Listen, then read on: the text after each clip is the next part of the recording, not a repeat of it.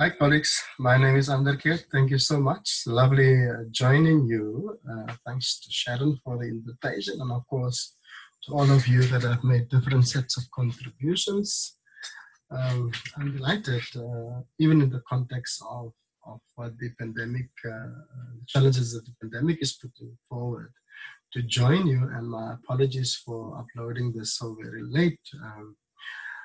I have been in the throes of some of the university responses to deal with the pandemic in our city from our university's perspective. Of course, in the beginning, I thought this would be an easy enough task, looking at higher education, internationalization, and transformation, and being fairly comfortable in speaking about higher education transformation on the continent, of course, tying it with internationalization, and against the backdrop of the key questions that were raised from a critical internationalization studies perspective. The task become much more complex than I have anticipated. So this is my first iterations of my thoughts on this. And to assist me with this, I have structured the presentation, first looking at some of the figures and to try and orient the viewer or the listener, and then talk about a key Africa lecture series that we're putting together on what it is to know Africa. Then, using a conversation between Damtu Tefera and Hans de Wit that started in 2019, to look at the interplays between Africanization and internationalization, and then end off some of my thoughts around the knowledge question on our continent. As you would know, prior to the Berlin Conference of 1985, this is how our continent looked like. Of course, there were already some colonies taking shape, that belonged so-called to European powers. And then, of course, since 1885, a number of colonizing processes were put in, colonization processes were put in place. And of course, this is how the continent looked like, belonging to different sets of foreign powers in 1913, of course.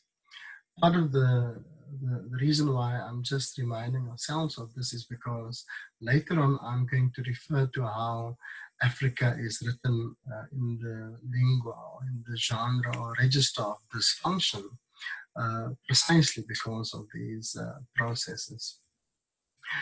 And I know, of course, in 2005 already, in a different sets of playing with how Africa has been written about, put forward this, very popular piece that appeared in Granta on how to write about Africa, and of course the question about how most people outside of our continent, view the continent as a country and not as the 54 or 55 countries that it is made up of. And of course, presently, this is how our continent looks like. Of course, you would know the contestations around the Western Sahara, but of course, our newest nation state in the context of South Sudan as well.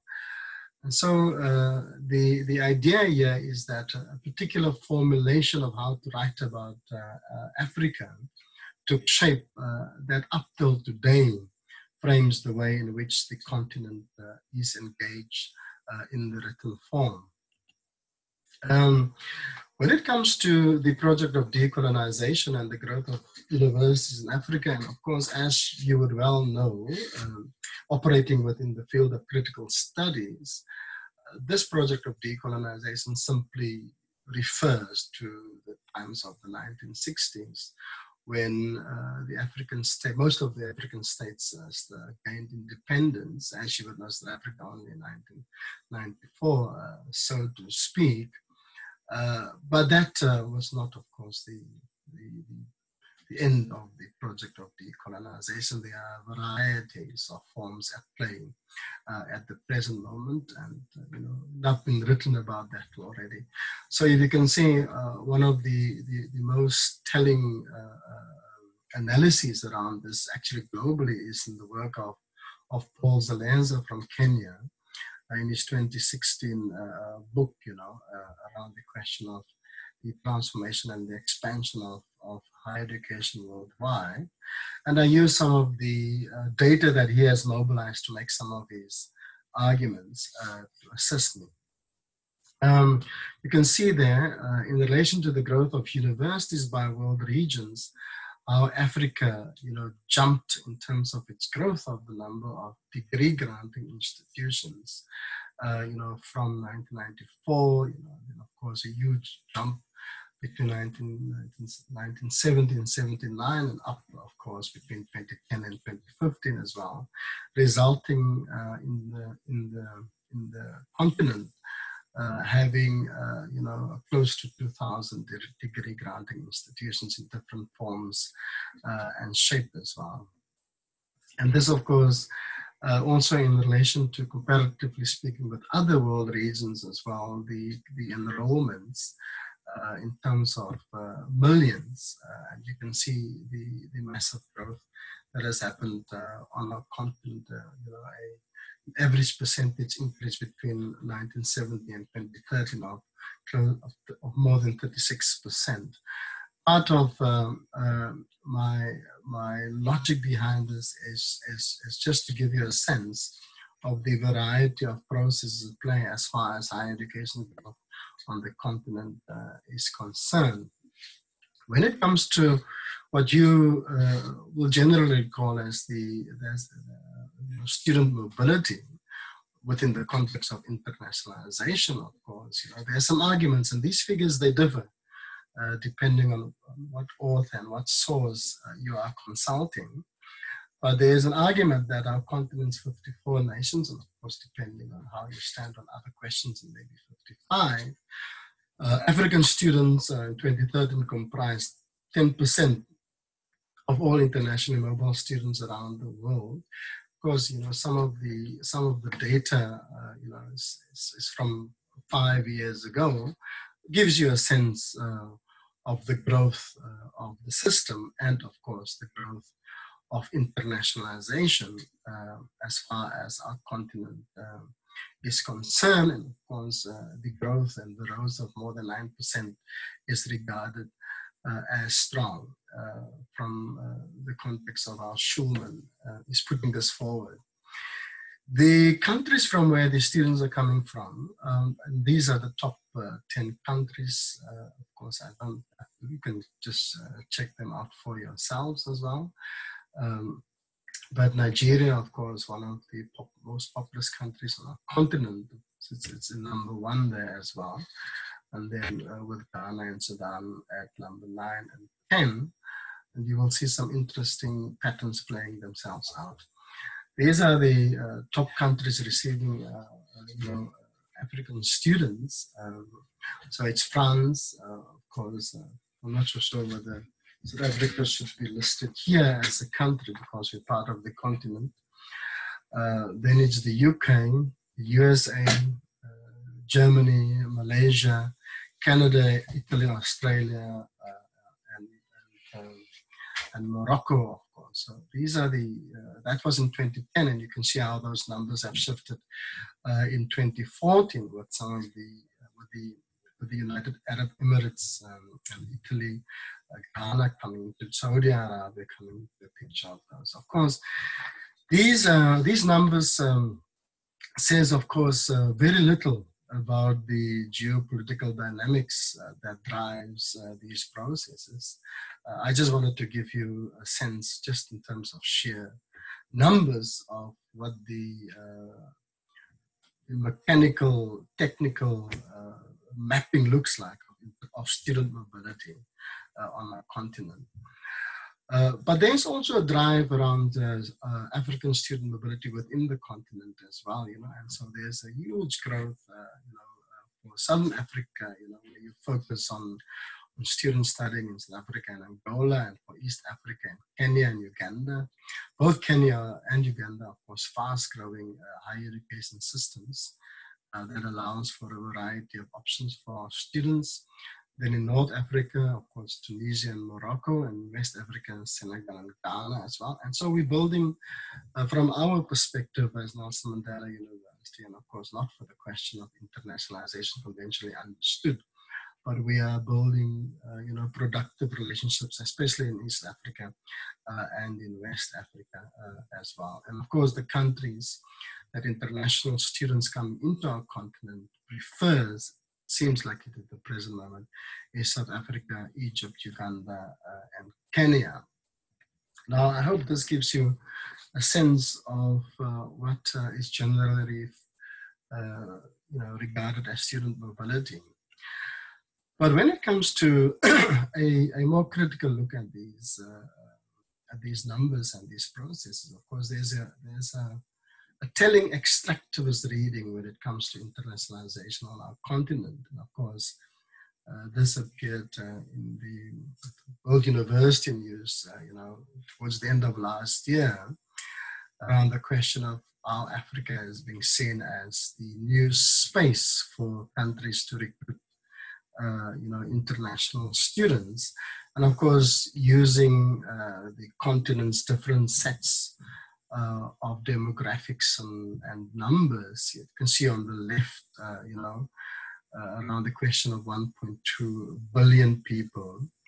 And of course, 60% of our population under the age of 25.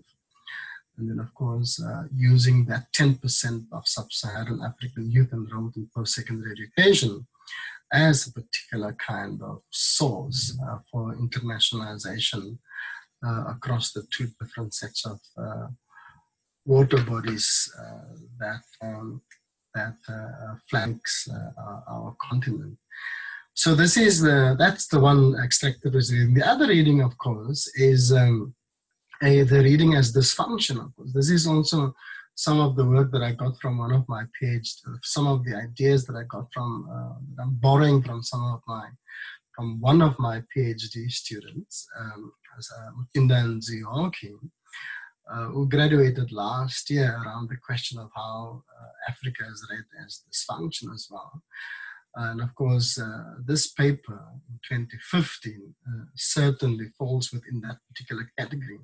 But you can have a range of formulations of reading Africa as dysfunction or reading Africa by analogy within the internationalization literature, where the dysfunction of the continent is regarded as one of the motivating factors for an internationalization project.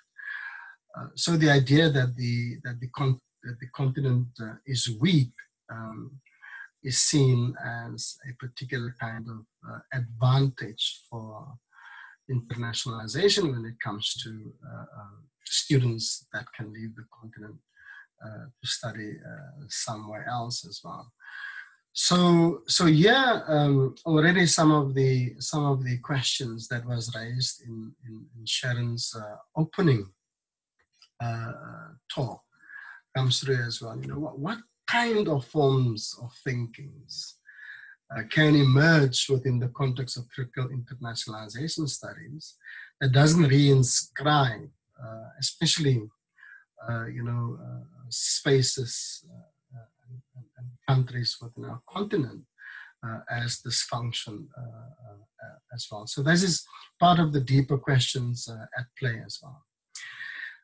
And there, of course, I just put another abstract or an extract from this particular article that speaks about the question of brain drain, deteriorating quality, relevance of programs, the huge enrollment pressure. So this is the way in which the continent is being framed that makes internationalization an option, or studying away from the continent an option for African students, and of course for recruiters from other parts of the world to see this as a factor to take into consideration as well.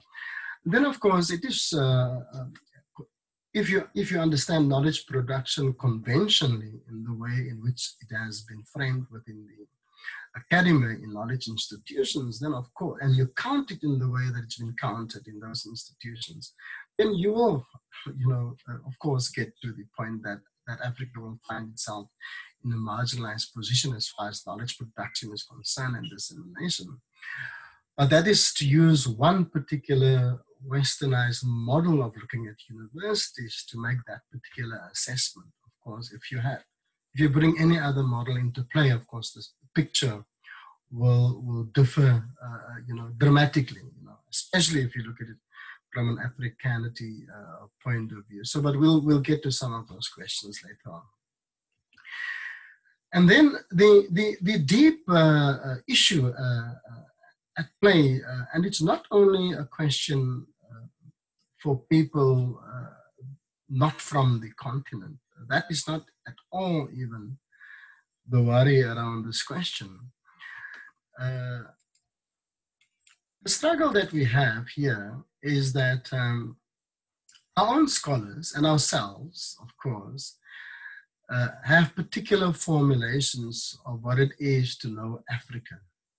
Because you find that in a various sets of literatures. You can cluster them in so many different kinds of form.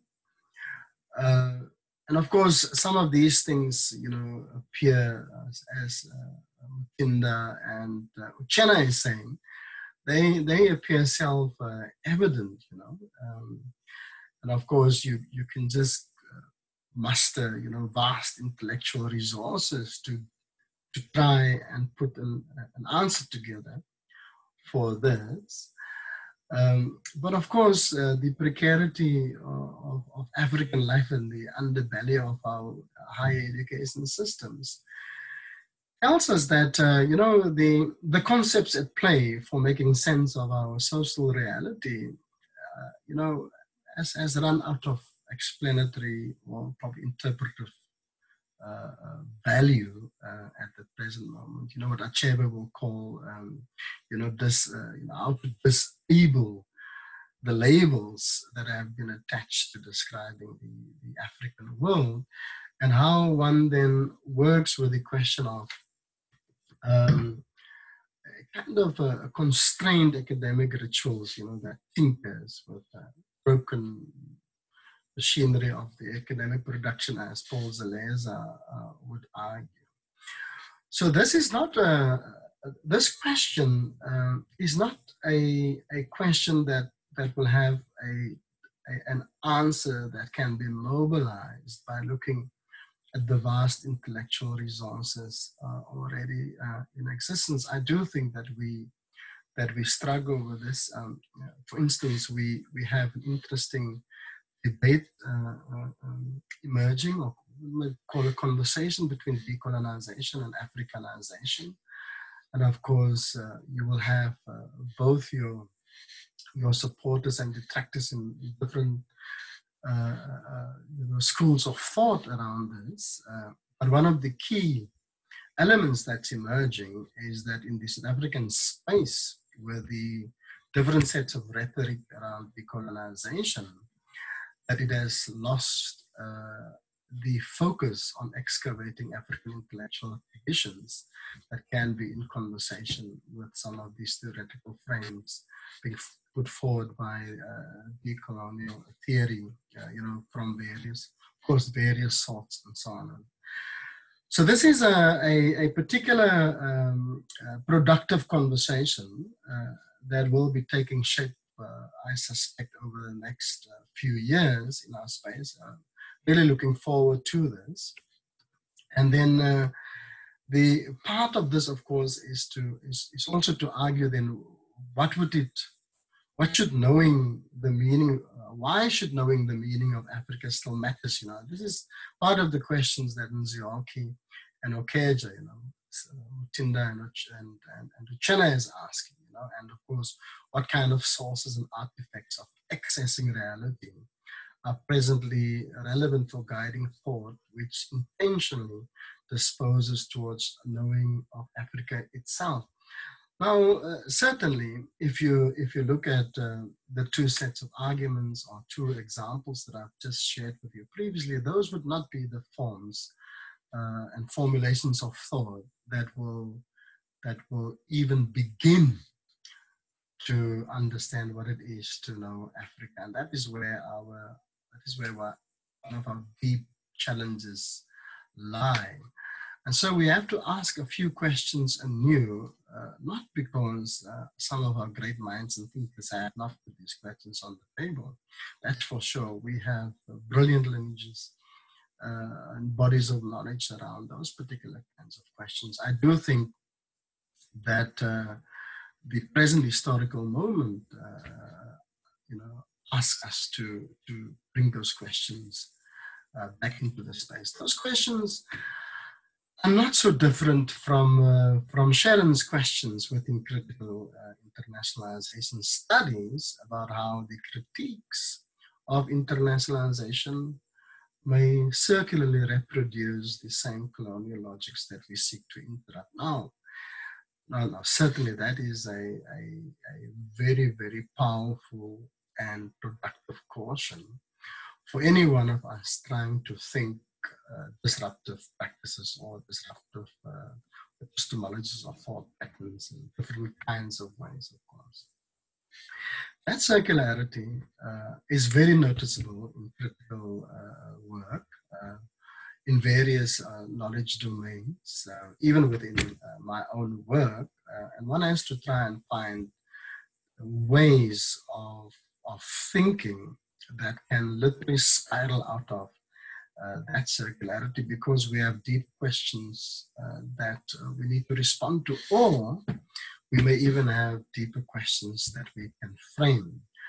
So this is a particular challenge within the space, especially around how our capacity for reimagining something outside of our colonial investments, hampers, stepping outside of the sector. Now, of course, I hope that part of what the seminar series on Africa will do around what it is to know Africa may touch on some of the key questions that are in the space of what Critical International Studies is trying to do.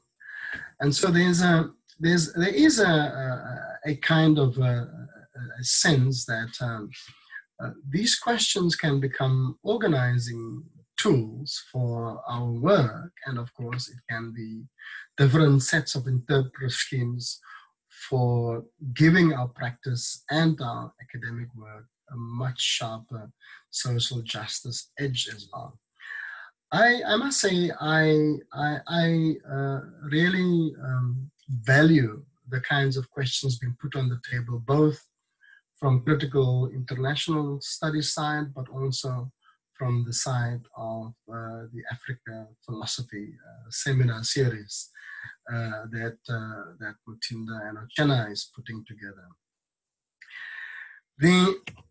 Of course, my task has been made easier by this debate between Tefera and De Wit. I'm sorry for that, my computer just got a bit stuck for a moment. And of course, as you would know, they come from the same school, and you can see that there is, though of course they perform a difference, that difference is very unsubstantive. I don't even know how to describe this, but this is how it works, because I want to bring together the two arenas of these concepts at play within this discussion and via this conversation.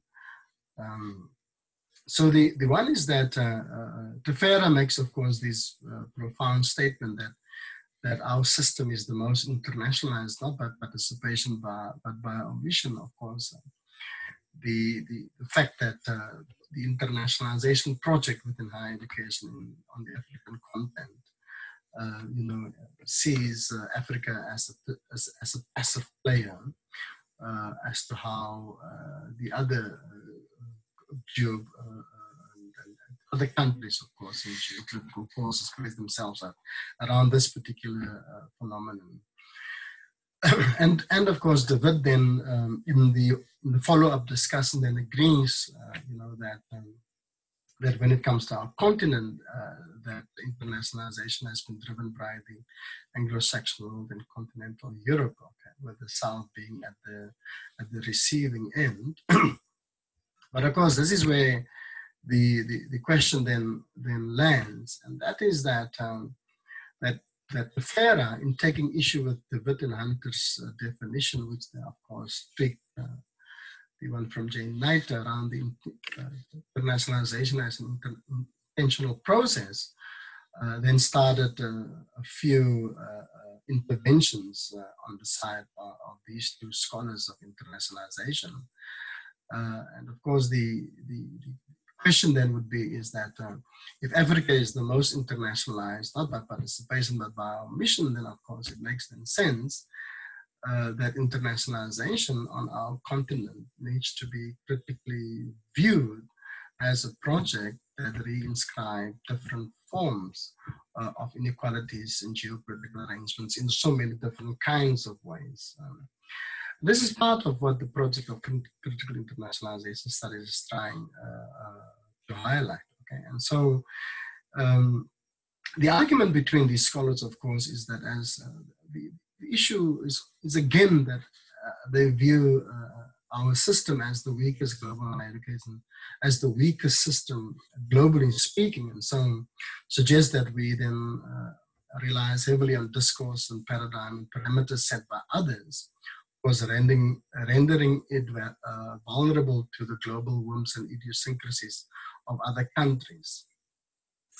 So we are the most internationalized system by being the least internationally engaged. This is how the argument goes, of course.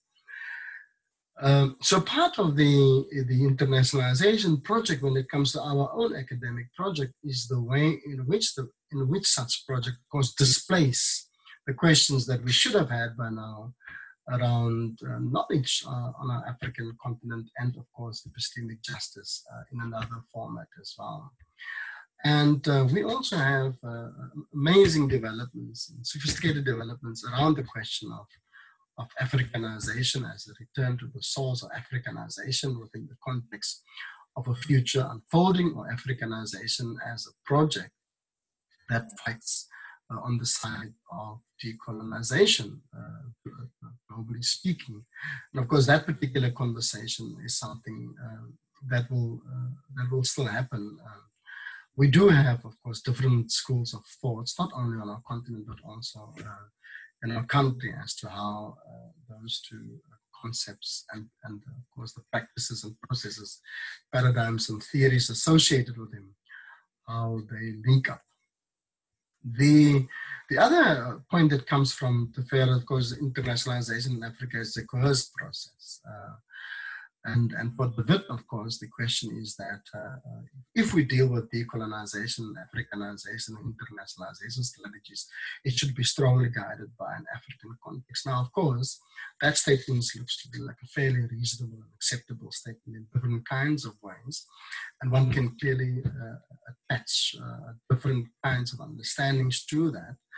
But there are some scholarship coming through that, of course, have a much more deeper take on how decolonization, Africanization, internationalization interface with one another. Where's the connecting points, and of course, where's the points of divergences as well. And that's also another debate that will be useful. In fact, the Global Decenter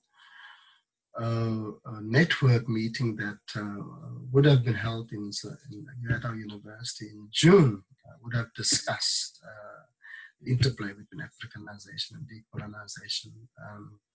Of course, we will certainly have that debate, either in different formats, but as we move ahead. Okay. So for De Wit, then, of course, Africanization should not be the opposite of internationalization. Rather, they are two sides of the same coin. Exclusive focus on Africanization will mean isolation whilst exclusive internationalization will imply ongoing dependency and the copying of Western approaches to internationalizations which are not embedded in the local context. I would think probably that the best way is to start from the beginning when it comes to our project of internationalizations, once we have settled the knowledge debate, and how internationalization, of course, feed into those knowledge debates. But as you can imagine, some of these different sets of strategies are not possible, and one has to find ways as how you interact with them from a productive point of view. Then that conversation, of course, allowed a variety of other people to play in that space, and you can follow that in University World News. But the interesting thing, of course, is that the FARA then took also issue with some of our top scholars, Mohamed Mandani, around the question of dumb decolonization, which he, of course, juxtaposed to smart internationalization in a piece that he wrote earlier this year. And of course, he bemoans the fact that most of our intellectuals, complain about the legacies of colonialism. But not only that, arguing that most of our universities, of course, use the colonial period as the point of departure for most of the work that they do. In fact, for exercising the three core missions of the university. And that particular critique is the critique that FARA is challenging. So I suspect that's, it's not clear about it, but that's what he may refer to as dumb decolonization. And so, of course, he is arguing for a refocusing on creating an enlightened cadre of African intellectuals who fully recognize the history but are confident in navigating the international landscape. Now, of course, this particular cadre of African intellectuals have been with us forever. We have archives and archives of examples of this. So what refocus he is asking for, I suspect, has something to do with a cadre of African intellectuals that can more or less understand internationalization as a good, in the conventional sense of the word, but ensure that Africa gets its fair share of the pie, so to speak, within that process.